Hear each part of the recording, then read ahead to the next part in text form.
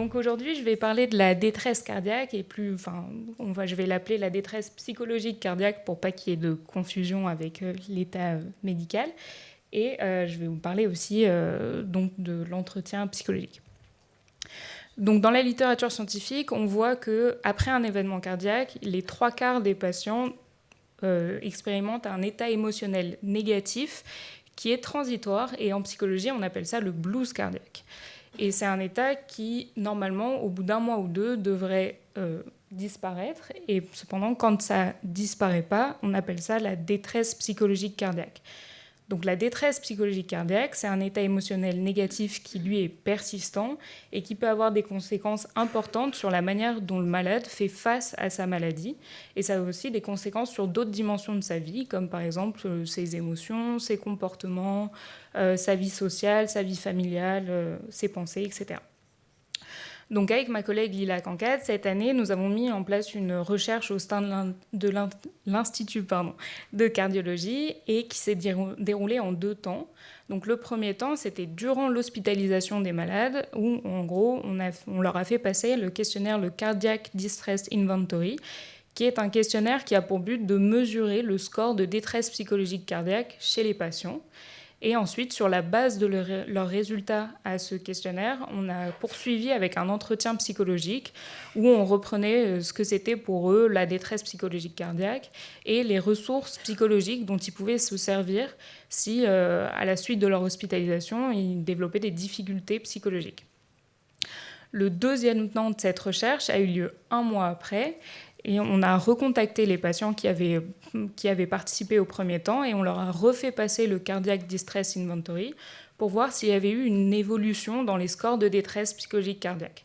Et ensuite, on a fait un entretien de recherche où là, on leur a demandé ce dont ils se souvenaient de l'entretien qu'il y a eu durant l'hospitalisation et quels étaient leurs besoins de soutien et d'accompagnement pendant leur hospitalisation.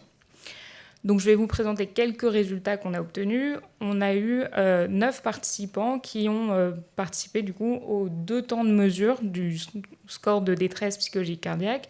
Et chez ces participants, on voit une diminution significative du score de détresse psychologique cardiaque entre donc leur hospitalisation et 1 mois après. Et ensuite, on a eu 7 participants qui ont fait les entretiens de recherche. Et donc, eux, ils nous ont dit qu'ils avaient estimé nécessaire un suivi psychologique pendant leur hospitalisation parce que ça leur donnait accès à un espace de parole qui leur permettait d'exprimer leurs émotions, leurs peurs, leurs inquiétudes, leurs questionnements. La majorité des patients ont aussi dit qu'ils avaient envie de reprendre ou poursuivre un suivi psychologique après leur hospitalisation, que ce soit un suivi individuel ou sous forme de groupe de parole pour rompre le sentiment d'isolement qu'ils vivent. Et 2 patients ont également dit que, par contre, une fois sortis de l'hôpital, ils ne savaient pas à qui s'adresser pour poursuivre ce suivi psychologique, qui souvent est en lien avec la maladie cardiaque. Donc voilà, j'ai fini. Et là, c'est quelques phrases que les patients nous ont dit pendant leurs entretiens. Voilà. Merci beaucoup, Léla.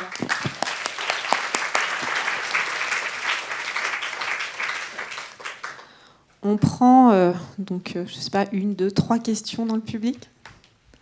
Des questions courtes, des réponses courtes. Allons-y. Est-ce que vous avez des questions pour ces jeunes psychologues ? Moi, j'en ai une. Quand est-ce qu'on fait appel à vous ? Nous, on n'a pas de psychologue. À quel moment il faut être inquiet, nous, cardiologues ? Quels sont les signaux qui doivent nous faire dire il faut que vous voyez un psychologue ? On n'en a pas, il faut aller à l'extérieur où la consultation, Aurélie, n'est pas remboursée ou mal remboursée.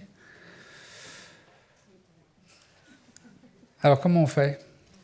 C'est quoi les signes d'inquiétude pour un cardiologue ?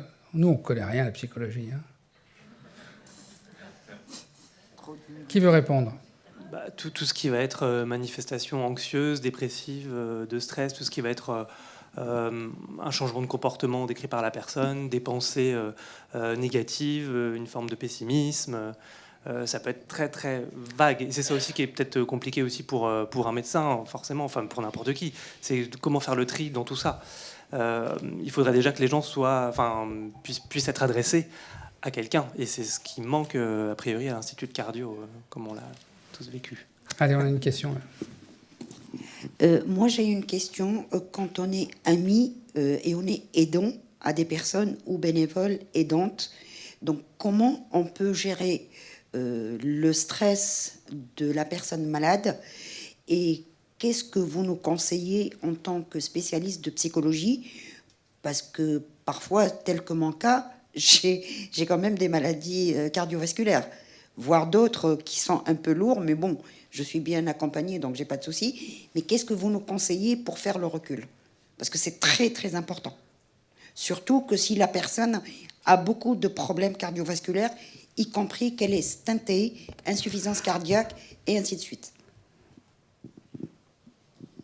Qui veut répondre? Question courte, réponse courte.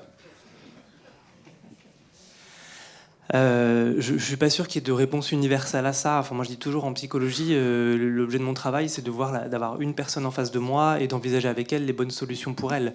Après, ce que disait Madame dans sa présentation avant moi, il y a beaucoup de bonnes choses à prendre là-dedans. Effectivement, tout ce qui va être outils comme de la cohérence cardiaque, l'activité sportive, même très douce. Il y a des activités physiques adaptées pour ça, par exemple, d'essayer de s'entourer de personnes bienveillantes et de prendre des temps pour soi. Je crois que quand on est aidant, le problème, c'est qu'on peut s'oublier soi-même. Et je pense que c'est dans notre rôle aussi, hein, en tant que psychologue, quand on voit des personnes comme ça, de leur dire attention, toute la vie de l'autre ne repose pas que sur vos mains. Et pour qu'elle aille bien, il faut que vous alliez bien. Donc prenez ce temps-là pour vous. Ça, je crois que c'est essentiel. Très bien. Une dernière question courte. Allons-y. Alors, non, c'est les gens qui ont le micro. Non. Il y avait quelqu'un qui avait le micro, et ça sera la dernière personne. Voilà, allons-y. Bonjour. Je voulais un renseignement suite à votre étude. Je trouve ça d'abord très bien. C'est bien que la psychologie vienne un petit peu accompagner en parallèle à tout ce qui est médical, parce que c'est vrai que c'est un peu innovant tout ça, et je pense que c'est très important pour le malade, comme ça peut être aussi pour les médecins. Est-ce que c'est une action qui va pouvoir se continuer dans le temps?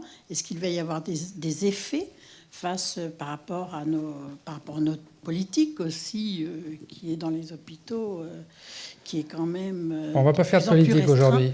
Non, mais je veux dire que vous êtes de moins en moins plus stressé, tout le monde est plus stressé, que ce soit le médecin, le patient. Est-ce que, avec vos études que vous faites, qui sont importantes à mon avis, est-ce qu'il y a la possibilité de continuer ça et d'avoir d'autres approches sur différents secteurs médicaux et surtout dans ce secteur du cœur? Aurélie, est-ce qu'on va continuer? Et comment? Pour continuer, oui, on va essayer de continuer. Lila et Lola ont pris en partie la suite en faisant le travail qu'elles ont fait cette année. Après, c'est sûr que c'est pas suffisant et que voilà. Après, peut-être ce que je propose, c'est que là, on a une table ronde justement avec Jonathan et 2 patients pour discuter de comment on peut faire. Donc, peut-être on pourra rebondir sur cette question. Très bien, très belle transition. Lila, Lola, Judith, merci beaucoup. Merci beaucoup. Et continuez à travailler sur le sujet. On a besoin de vous.